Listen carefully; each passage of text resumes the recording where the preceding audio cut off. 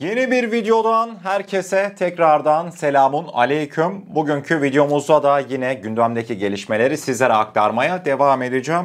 Videomuza geçmeden şimdiden Kurban Bayramınızı enişten dileklerimle kutladığımı belirtiyorum. Büyüklerimin ellerinden, küçüklerimin de gözlerinden öptüğümü belirterekten bugün ilk olarak kıymetli dostlar Milli Savunma Bakanımız Yaşar Güler, Türkiye'nin Suriye'deki varlığına ilişkin Reuters'a çok önemli açıklamalarda bulunmuştu. Onlara göz atacağız. Reuters'a konuşan Milli Savunma Bakanı Yaşar Güler, Türkiye'nin Suriye Silahlı Kuvvetleri'ne eğitim ve danışmanlık verdiğini, savunmasını geliştirmesine yardımcı olduğunu, Suriye'de konuşu Türk askerlerinin geri çekilmesi veya yer değiştirmesi için acil bir planın olmadığını söyledi. Yaşar Güler, bu durum ancak Suriye barış ve istikrara kavuştuğunda, bölgedeki terör tehdidi tamamen ortadan kalktığında, sınır güvenliğimiz tam olarak sağlandığında ve ülkeden kaçmak zorunda kalan insanların onurlu bir şekilde geri dönüş sağlandığında yeniden değerlendirilebilir dedi. Ayrıca Yaşar Güler, İsrail ile Türkiye arasındaki Suriye'deki çatışmasızlık mekanizması görüşmelerinin de sürdüğünü eklemişti. Yaşar Güler, İsrail ile yapılan görüşmeleri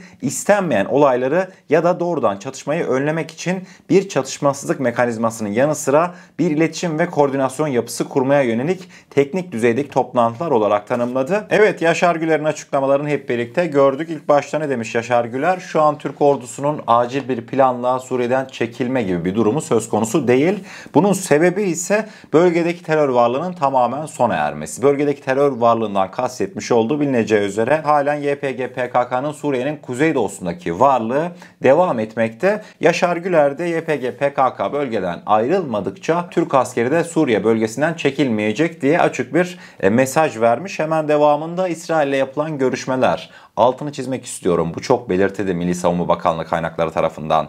İşte diyebilirsiniz ne yani Kaan, İsrail ile Türkiye oturdu baya görüşüyor mu diye. Kıymetli dostlar, bu normalleşme görüşmesi falan değil. Bu tamamıyla Suriye'yi ilgilendiren bir durum. Suriye'de olur da İsrail ile Türkiye sahada karşı karşıya gelirse bir çatışma yaşanmasın diye. Yani Türkiye ile Suriye'nin normalleşmesi falan, bunlar asla kastedilmiyor. Bilineceği üzere zaten Azerbaycan'da özellikle de Türk ve Suriyeli yetkililer orada İsraillilerle temasta bulunmuşlardı daha önceki zamanlarda ve görünen o ki halen İsrail ile temaslar devam etmekteymiş. Ayrıca Suriyeli diplomatlar da yine İsrail ile olası çatışmasızlık durumlarını değerlendirmeye de devam ediyor. İsrail'den yine gelen bazı açıklamalar vardı. Özellikle Suriye Devlet Başkanı Ahmet Şara'ya yönelik yine İsrail'in eleştirileri de devam ediyor. Ama sonuç şu olacak. Zaten Trump açık bir şekilde Ahmet Şara yakışıklı bir adam dedi. Beyefendi birisi dedi.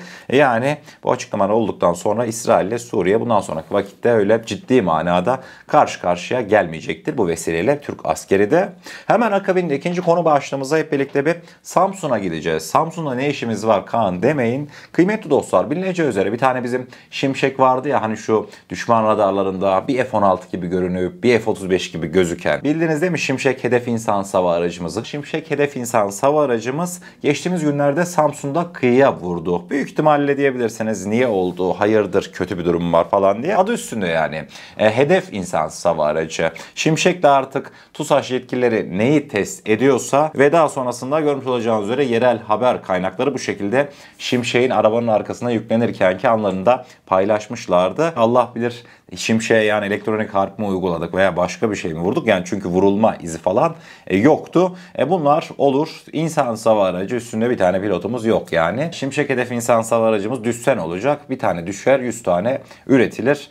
Bunu da sizlerle bugün paylaşmak istedim diyorum ve hemen devamında İngiltere'ye gideceğiz. Geçtiğimiz günlerde Birleşik Krallık'ta belki de Soğuk Savaş döneminden sonraki belki de en böyle ciddi savunma sanayi reformu açıklanmıştı. Savunma sanayi reformunun içerisinde işte özellikle de İngiltere'nin nükleer kapasitelerine vurgu yapılmaktaydı. İngiltere'nin savunma sanayi gücünü nasıl artıracağının bir yol haritası çıkartılmıştı. Fakat savunma sanayi raporunda İngilizlerin dikkat çekici bazı kısımlar da vardı. Türkiye'ye ilişkin bazı değerlendirmelerde de bulunmuşlardı. Diyordu ki İngilizlerin savunma sanayi raporunda Türkiye'ye ilişkin, Türkiye güçlü askeri entegrasyon ve savunma sanayi işbirliğiyle Birleşik Krallık için önemli bir NATO ve ikili müttefik olmaya devam etmektedir. Karadeniz, Kafkasya, Orta Doğu ve Afrika kesişme noktalarında bulunan etkili bir G20 üyesi olan Türkiye, Birleşik Krallığın Avrupa ve NATO'nun kanatlarındaki güvenlik çıkarları için hayati bir öneme sahiptir değerlendirilmesi yapılmaktaydı. Şu soruyu soralım. Soğuk Savaş'tan sonra ilk kez bu kadar ciddi manada neden bir savunma sanayi reform yapısı paketi açıkladı? Cevabı basit. Rus tehdidi. Peki raporda Türkiye'nin bu denli gerçekten de stratejik bir ortak düzeyinde değinilmesinin sebebine yine dediğimiz gibi Rus tehdidi. İngilizler rapordan da anlamışsınızdır. Yakalarında olan Rus ayısının korkusundan, endişesinden ötürü Türkiye'nin ciddiyetini zaten belki de diğer Avrupa ülkelerinden daha önce tanıyan ilk devletlerdendi. Yani Eurofighter'lar, işte Meteor'lar, İngilizlerle şu an Milli Muharip Uçağı K'nın yine motor görüşmeleri devam ediyor. Yani kıymetli dostlar, İngilizler Türkiye'nin değerini anlayan ilk Batı ülkelerindendi. Şimdi Milli Muharip Uçağı K'ndan bahsettik. K'na dair de önemli haberler var.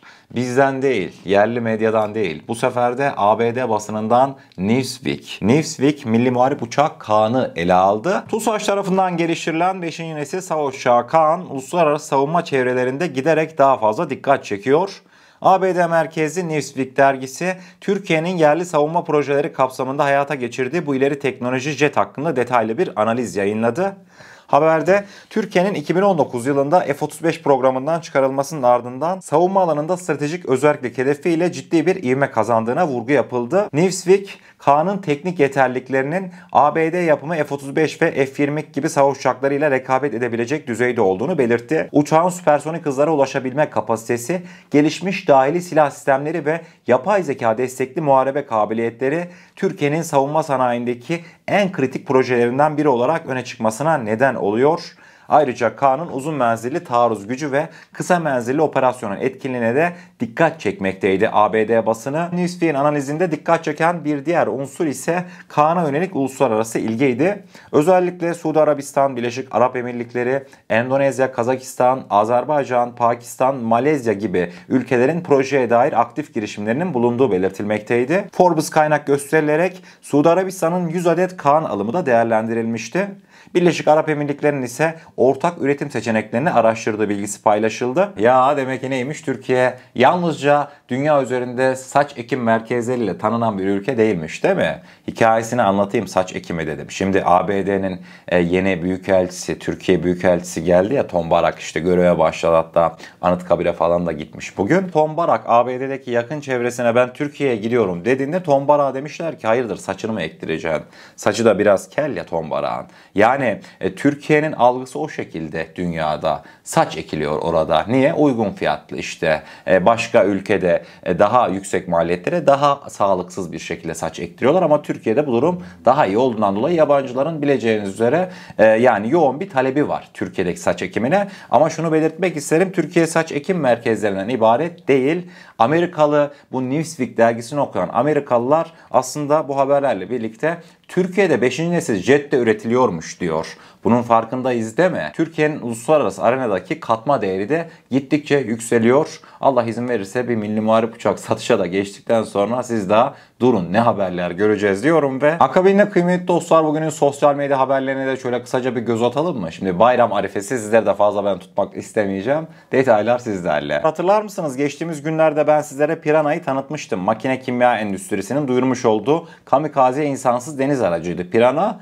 Bugün Piranha'nın teknik özellikleri bizzat MK'nin ilk sayfasında paylaşıldı. Görmüş olacağınız üzere 50 knot hızı olacak, 1200 kilogram deplasman, deniz durumu seviye 4, haberleşme radyo frekans, uzunluk 4,5 metre, genişliği 1,3 metre. Asıl önemli olan kısım faydalı yük 50 kilogramdan fazla olacak ve zırh delici. Artık burası tamamıyla makine kimya endüstrisi üretimi akıllı tıpaya sahip mühimmattı. Türkiye'den Somali'ye T-129 Atak helikopteri teslimatı haberi geldi bugün sabah.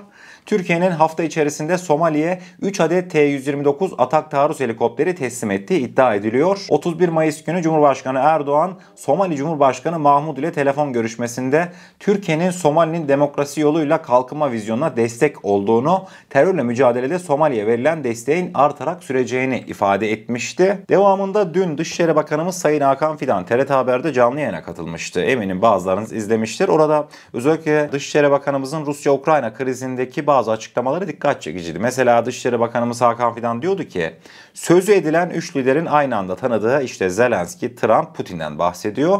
Aynı anda tanıdığı, güvendiği, itimat ettiği başka bir isim de yok açıkçası. Yer bulunabilir de siyasi liderlik olarak küresel manada böyle bir duruş ortaya koymuş. Yıllarca çetin mücadelelerle sınanmış, dürüstlüğü, güvenilirliği ve yönettiği kurumların profesyonelliği itibariyle Cumhurbaşkanı Erdoğan'dan başka bir lider yok demekteydi. Yani Hakan Fidan evet siz giderseniz Vatikan'da da bir görüşme yaparsınız diyor. Şayet zaten şunu hazır konusu açılmışken söyleyeyim.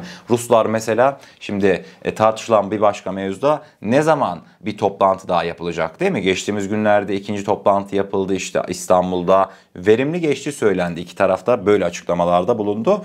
Kıymetli dostlar Ruslar diyor ki işte Ukraynalılar Vatikan'a falan demişler. Gelin Vatikan'da yapalım bir sonraki toplantıyı. Ruslar diyor ki hayır yok Vatikan falan istemiyoruz. Toplantı olacaksa İstanbul en iyi yer diyor. Devamlı da Cumhurbaşkanımız Erdoğan gerçekten Sayın Dışişleri Bakanımızın dediği gibi Putin saygı gösterir. Trump zaten dedikleri ortada. Zelenski deseniz Cumhurbaşkanı Erdoğan'ın şemsiyesi altına dahi girmişti geçtiğimiz aylarda. Yani Cumhurbaşkanımız Erdoğan dışında o liderleri masaya oturtacak başka hiç kimse yok. Ne olacak düşünsenize. Yeni Papa'nın yanına mı oturacaklar bunlar Vatikan'a gitseler? Yani mevzunun zaten ciddiyetten uzak olduğunu hepiniz anlamışsınızdır. Bundan dolayı eğer ki Rusya-Ukrayna savaş sahasında bir gün barış olacaksa bilmem bugün bilmem yarın ama liderler de katılacaksa eğer o toplantıya ve bir imza atılacaksa o imza şüphesiz ki İstanbul'da atılacak, Dolmabahçe'de atılacak diyorum ve bugünkü videomuzun sonuna gelmiş oluyoruz. Eğer kanalımıza ilk defa gelmekteyseniz kanalımıza abone olarak bizlere destek olabilirsiniz. Videomuzu gerçekten beğenmişseniz aşağıda bulunan beğen butonuna basarsanız bizleri oldukça mutlu edersiniz. O zaman ne diyelim? Kendinize çok iyi bakın. Allah'a emanet olun. Her şey istediğiniz gibi olsun. Hayırlı bayramlar, sağlıcakla.